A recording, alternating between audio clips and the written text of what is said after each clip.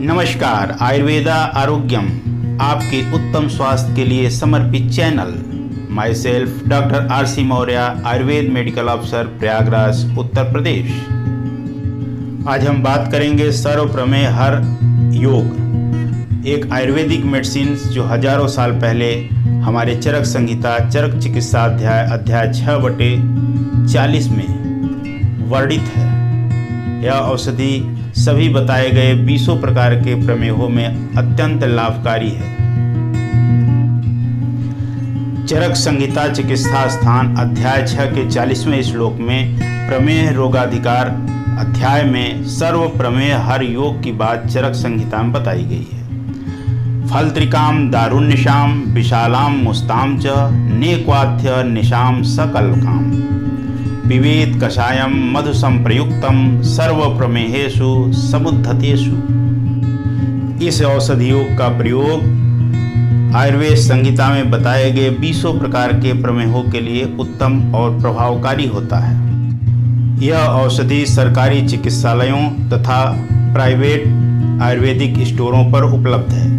फलत्रिकादिक्वाथ के नाम से औषधि उपलब्ध होती है, जिसमें 2 प्रकार के फलत्रिकादिक्वाथ आते हैं। यह ध्यान रखना है कि हमें प्रमेह रोगाधिकार वाला फलत्रिकादिक्वाथ लेना चाहिए। घटक द्रव्य कंटेंट्स, कौन कौन से कंटेंट्स इस प्रमेह रोगाधिकार फलत्रिकादिक्वाथ में है उसकी बात करेंगे। इसमें पहला कंटेंट है त्रिफला। त्रिफला जिसमें हरितकी, विभिदकी और आमल की 3 द्रव्य बराबर मात्रा में मिले होते हैं। हरितकी टर्मिनेलिया चिवुला, विभिदकी टर्मिनेलिया बेलेरिका, आमल की इम्बिलिका ऑफिसिनेलिस, ये इसके वैज्ञानिक नाम हैं। नेक्स्ट द्रव्य है दारुहरिद्रा, बर्बेरिस अरिस्टाटा, विशाला या इंद्रबारुड़ी, जिसे इंद्रायण मूल के रूप में भी लिया जाता है। सिट्रुलस कोलोसिंथिस, मुस्तक या नागरमोथा, साइप्रस रोटंडस।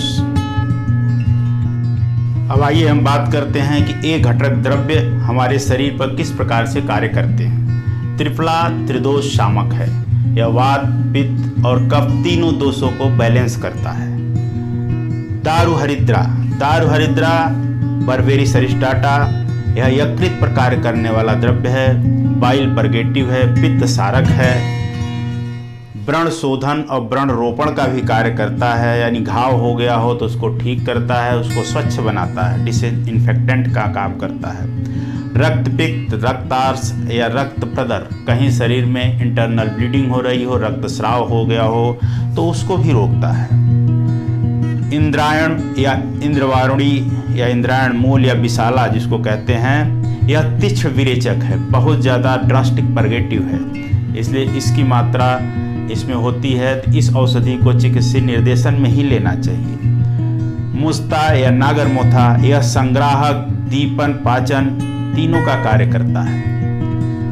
ज़्यादातर देखने को मिलता है कि जो लोग प्रमेह के रोगी हैं, डायबिटीज़ के रोगी हैं, उनमें उदर विकार या यकृत विकार अवश्य बना रहता है। तो इस औषधि के प्रयोग से पेट की सभी गड़बड़ियाँ और यकृत संबंधी रोग दूर होते हैं, उसमें काफ़ी लाभ होता है।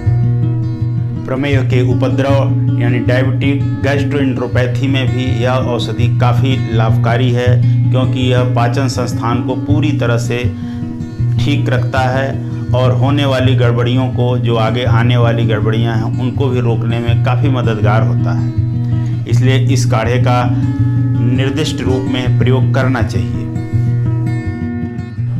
प्रयोग विधि, इस औषधि का 2 तरह से प्रयोग कर सकते हैं, डिकॉक्शन या क्वाथ बनाकर।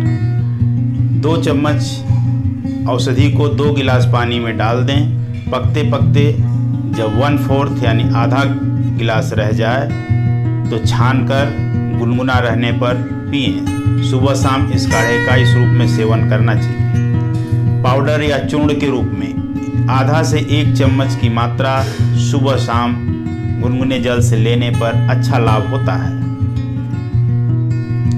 इस औषधि का प्रयोग चिकित्सक के निर्देशन में ही करना चाहिए। अगर किसी वजह से कोई दिक्कत या परेशानी महसूस होती है तो अपने चिकित्सक से निश्चित रूप से सलाह लेनी चाहिए, मात्रा को एडजस्ट कराना चाहिए। या बताए गए निर्देशों का पालन करना चाहिए। Thanks for watching my channel Ayurveda Arogyam. Please like, subscribe and share.